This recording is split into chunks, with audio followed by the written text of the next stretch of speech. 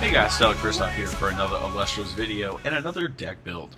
This is the second video in our Moonrise collection of deck builds. Moonrise comes out in about a month of me making this video, so this is a rough idea of a deck that I'm personally going to build once Moonrise releases. And this deck is going to focus around Sandstorm and Cactobrum. Cactobrum is a 4 attack, 6 defense, 2 earth that states when this Cactobrum cannot be targeted by Invoke runes. So resting on your laurels, Earthquake, Cryoblast. None of these cards can hurt or weaken my Celestial. When this Cactobrum receives 1 or more Earth, you can special cast a Cactobrawl from your Underworld. So Cactobrawl is the pre-ascension. So right away, the second I summon this guy, I can go ahead and special cast the guy that comes before him. So the one thing I do like about this, 6 defense body is really good. We'll be keeping him in defense. And then same thing, Invoke runes don't work. So the only thing that's going to hurt this guy is counter runes, which you'll see with the next card, counter runes might not be an issue. Let's go Cactobrawl. Cactobrawl is a 1 attack, 2 defense earth. These also are Nexus forms. There's a water variant, Corbrum and Corbrawl. These are the Nexus variants of those 2 cards. So Cactobrawl states, when an opponent activates a counter rune, you can disenchant Earth from this Cactobrawl in order to negate the rune. When a player casts Sandstorm, you can special ascend this Cactobrawl to Cactobrum from your hand or deck. So first thing that I'm looking at for this guy, blocks counter runes with disenchantment. Super good. So we do have a slight Nexus variant in this deck, so we could add more spirits to him. I will say again, the one thing I'm keeping in mind right now is I would like 1 or 2 of these on field. Activate Sandstorm. I'm only going to play 1 of the Cactobrum, but then again, if they play Poison Tipped Arrow, I can use Cactobrawl, disenchant, block Poison Tipped Arrow. And then again, every time the other guy receives Earth, I can recast another Cactobrawl. So again, just keep loading spirits up. I can re-enchant the Cactobrum every single turn. Go ahead and activate this effect to bring the guy out, and then say I'm going to play Ambrosia, or if I'm going to play Gorgon's Gaze, I could use extra spirits off my guys on field to go ahead and activate those effects. That way, it's not completely wasted on field. Again, he's a cute little guy, and I like it. The fact that we're another card that blocks counter runes, sad to say Sonicore is not as good as I want it to be, so Cactobrawl is going to be a good addition to that scenario. Next up on the list, we're going to have Findust. We're going to have 2 copies of the Findust. It is a 2 attack, 2 defense, 1 wind that states you can disenchant wind from this Findust in order to search your deck for a rune that costs at least 1 wind and add it to your hand. When you cast Sandstorm, you can special send this Findust into Hibufen from your hand or deck. So it says at least 1 wind, so it doesn't have to be a 1 cost. Sandstorm, for instance, we'll see later on this video, is a wind and earth, so Findust does actually search for that card. Next up, we have the fun guy Hibufen. Hibufen is a wind earth celestial, 2 cost, that is 7 attack, 2 defense. You can expend wind or earth in order to change each of your opponent's celestials to defense. While Hibufen is in attack position, your opponent's defense position celestials are suppressed. So the one thing I am liking about that is that it's in defense suppressed. Novacore comes to mind. Novacore is a very strong solar celestial that, while it's in defense, all defense position celestials are unaffected by counter runes. So that is a good combo to use with that. It's just, I mean, I like him. He's a weak defense, so the only thing that sucks about that is that Cryoblast does out him. But the fact that we're changing everything to defense position and then hopefully at that point attacking over those set of celestials. Next up on the list, we have Viscerus. Viscerus is a 4 attack, 2 defense, 1 cost earth that states it gets +1 attack for each Viscerus face up on the field. When this Viscerus destroys an celestial in battle, you can special cast another Viscerus from your hand or deck. So as of right now, those are limited to 2 per deck. So you're basically going to try to have both out at once, or try to get them both out at once. I've seen a lot of people misenchant the second one with, say, a water, so you can go ahead and attack over Tsunami.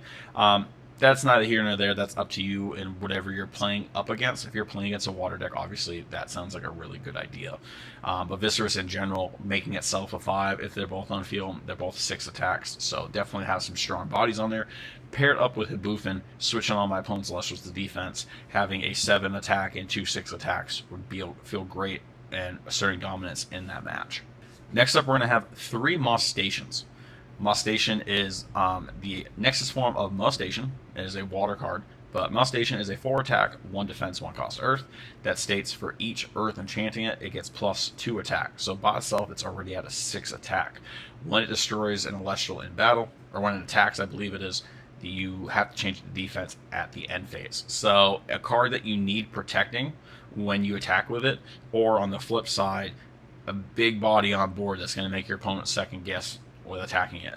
Only downside is if it gets suppressed, then it goes back down to a 4 attack, which still isn't a bad attack, but something to keep in mind when building your future decks, especially any type of Earth Nexus deck. Molestation would feel great in those decks. Next up, we're going to have 3 Mudlets. Mudlet's a 3 attack, 3 defense, 1 cost Earth that states every time it receives an Earth, you can change the position of one Celestial on field. So in most cases, you're summoning your Mudlet to switch in a position of Celestial on your opponent's side of the field. Also, if you can put multiple spirits on it in a turn, you can activate that effect multiple times. There is a counter in this deck that you'll see in a minute that is called Bloom. Bloom says Nexus Earth. When you do, you can enchant Earth to field. So optimal combo is you have the Mudlet out, activate Bloom. You're going to Nexus Earth to Mudlet. You're going to go ahead and activate its effect again. And then you're going to enchant it with another Earth for the secondary effect. Go ahead and change the position again. So upwards of 3 times in one turn using that combo. The last Celestial in this set is going to be Equalinks. Equalinks is a 4 attack, 3 defense, 1 cost Earth. Limited to 1 per deck, hence why we only have the 1. But Nexus up to 2 Earth. When you do, you can destroy a rune, I believe, on your opponent's side of the field. So again, just extra destruction, especially rune destruction. There's a reason it was limited to 1. It is a very good card to use. Next up, we're going to go over our rune package.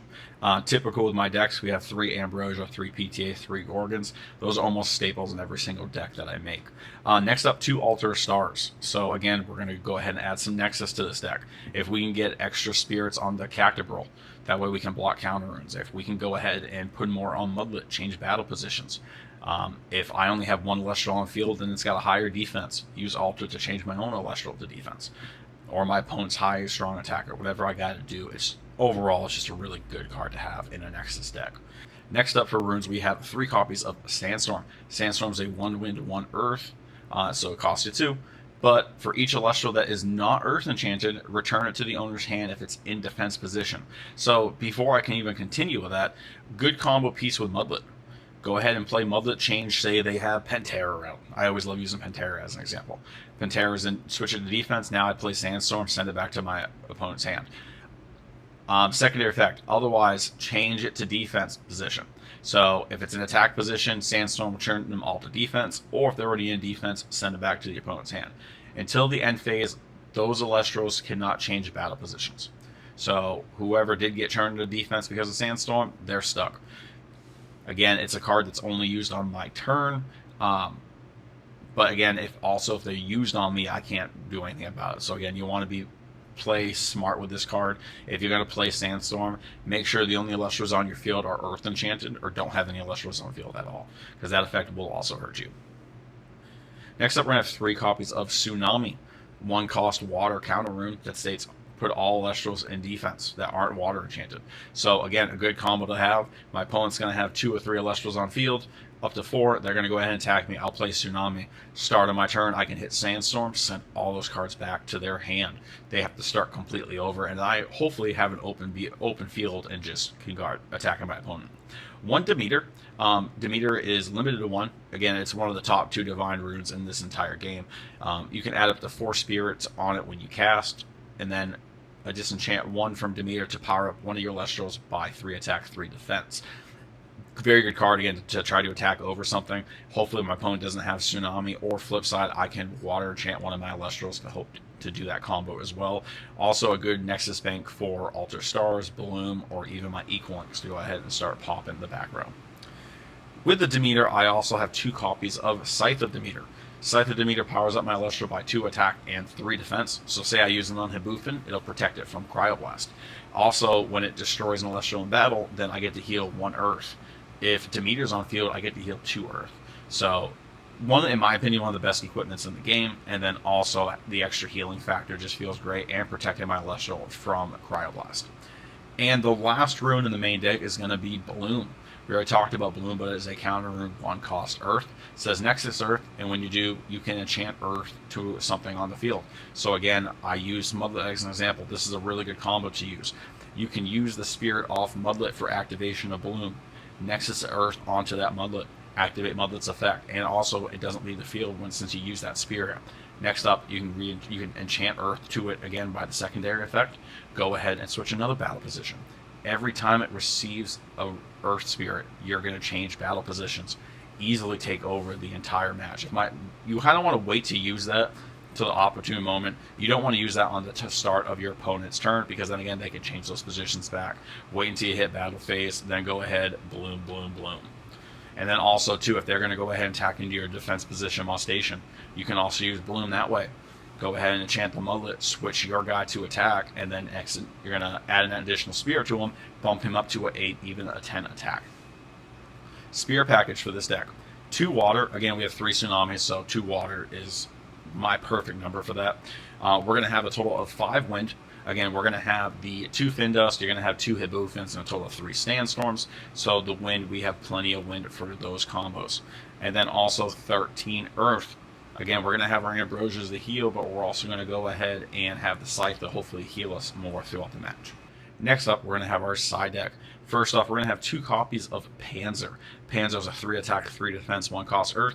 That states this Panzer gets +1 defense for each Earth enchanting it. So if you play him in defense mode, immediately he goes to a 4. You can Nexus up to 2 Earth. When you do, you can return Earth from your underworld to your Spear deck, or enchant that Earth from your underworld to this Panzer.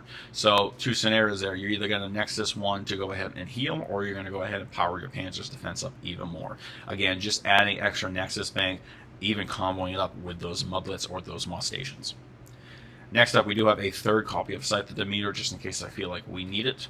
Also, a 3rd copy of Altar of Stars. Again, one of your main counter runes for Nexusing. It's just a very good card. Changing battle position is great, especially mid-battle. If my opponent plays Tsunami, then I can go ahead, hit my altar, put my guy back to attack mode, continue the attack I was trying to do. Next up, I have 2 copies of Shield of Achilles. Again, just a great all-around card, being able to bounce an opponent's attacking Celestial back to hand.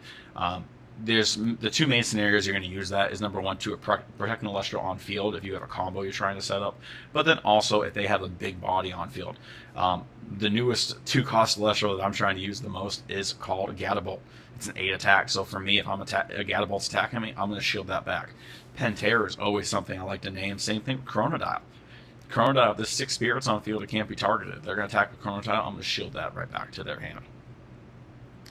Next up, this is the fun option, but it's Follow the Wisp. This is the 2nd deck in a row you guys will see that I'm trying to add Follow the Wisp into the side deck. Again, you can just protect your own Illustrials with that. So I'm thinking I have Cactor Bull and Cactor Brom on field. My opponent's going to try to attack my weak guy. I'm going to go ahead and play Follow the Wisp. Now this turn, you're only attacking my big guy. Go ahead and activate a counter rune. I'm going to go ahead and disenchant from the little guy to stop your counter rune. And with that, I also have 1 fire, 1 Pyro for my side deck. Just in case I do decide to go Follow the Wisp, I only have 2 copies in my side deck, so I'll be able to go ahead. I only need 1 Spirit for that. Also, because this is an Earth deck, I also put Earthquake in the side deck. The main deck, I didn't find the best way to fit it, but again, it's in side deck, so God forbid I'm a best of 3 match. My opponent, I just can't get over certain Illustrials in their deck. I'll side EQ, wait for the opportune moment to play it. I also have 3 copies of Eddie. Eddie's arguably one of the best water cards in the game. 4 attack, 1 defense, 1-cost Earth. That's able to switch any Illustrial's position when it's played, when it's cast. Doesn't matter if it's a normal cast or a special cast. So anytime I play it, I'm changing a battle position again, hopefully taking advantage of that match. Also with that, because I added 3 more water cards with the 3 tsunamis, I'm adding 2 more Leviathans to the side deck as well. Just in case I do have all 6, 4 waters will seem really good in that deck to use. That being said, guys, my name is Christoph. This is your Cactor Brom deck going into Moonrise. I hope you guys all have a stellar day, and we'll see you in the next video. Peace. Feel the earthquake, thunder crashing, fires awake. With every breath, the winds of change will face the titans, no matter how strange.